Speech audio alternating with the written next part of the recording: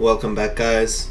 It's another Monday and it's another recap of what's going on here at Acorn Productions. This week we actually have a few things to talk about because I have made some changes since last time we spoke.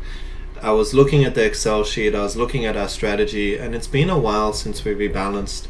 I really have been waiting a while to rebalance, honestly, because ever since we got the good crypto result at the start of the year, after the halving, I've been waiting for the positive results, probably wrongly, and I haven't rebalanced since then, which is a core part of our strategy, always was every 2 months.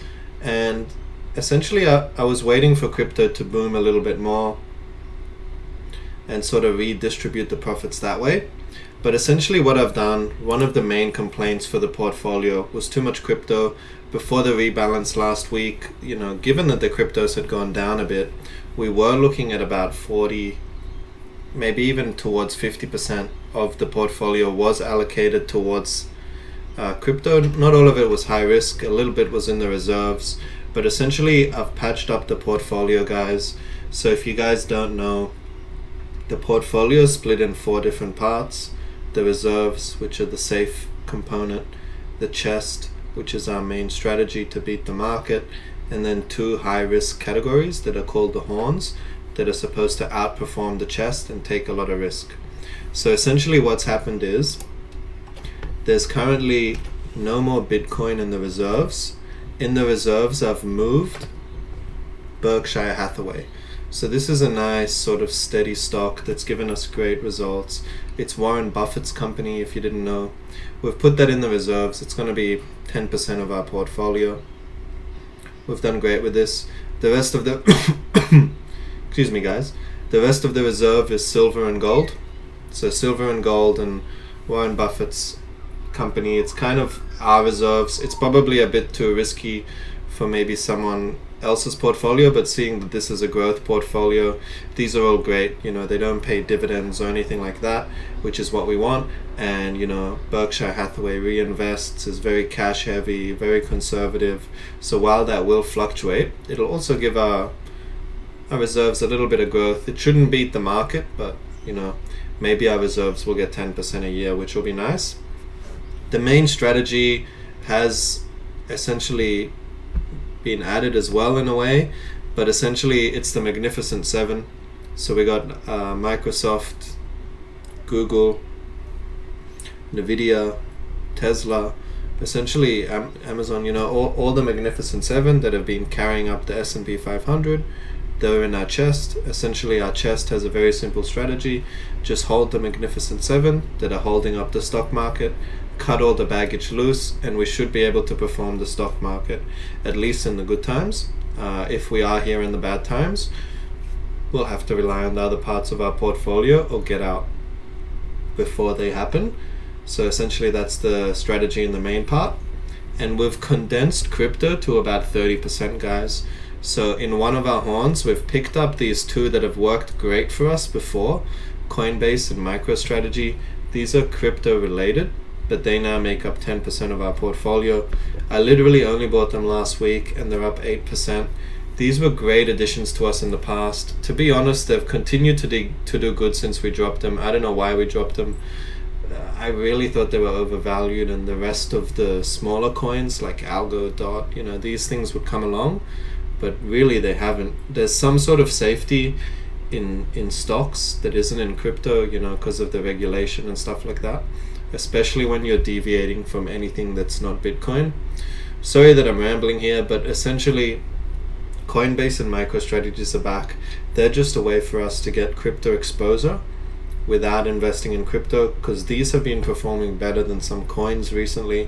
And it's just I think people like to get exposure to crypto industry without necessarily owning the crypto themselves. Coinbase does well when crypto in general does well, and MicroStrategies is heavily reliant on Bitcoin. It's kind of just another way to buy Bitcoin, and the company is one of the biggest holders of Bitcoin.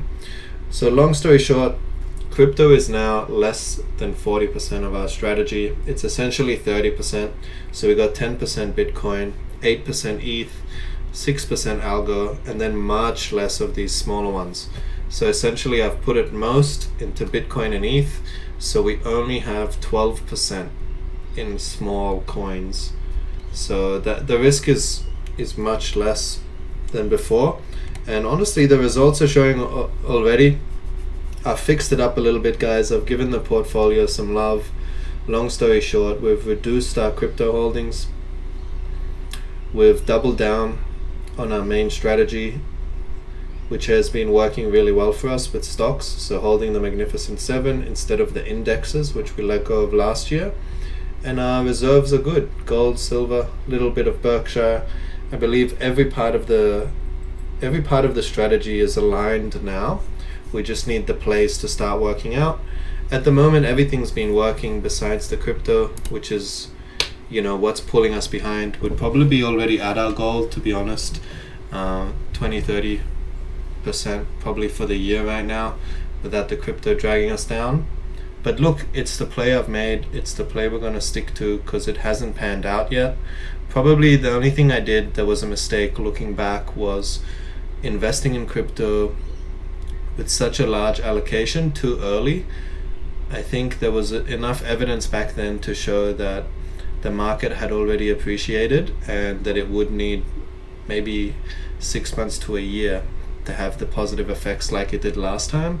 So for that first 6 months, there probably wasn't a need for us to be so invested. But honestly, that's looking back on things. Things could have gone crazy from the start. And also the portfolio is all about being fully invested. So I did have those things running through my mind back then, but that's probably where I can take responsibility for maybe that being a mistake. But things are looking good for the year.